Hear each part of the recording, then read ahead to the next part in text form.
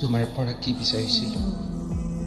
Just অলপ মৰম ভাল পোৱা, কিন্তু তুমি সেইখনো দিব নোৱাৰিলা।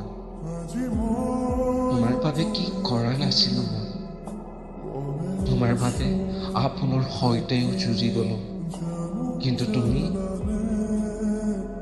তুমি মোৰ সকলো বিশ্বাস ভাঙি দিলা।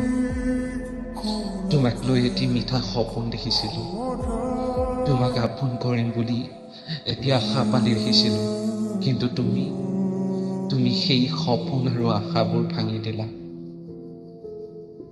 জাষ্ট এটি চৰকাৰী চাকৰি নথকাৰ বাবে তুমি মোৰ লগত ব্ৰেকআপ কৰিলা। এয়াই আছিল নেকি তোমাৰ ভাল পোৱা মোৰ প্ৰতি?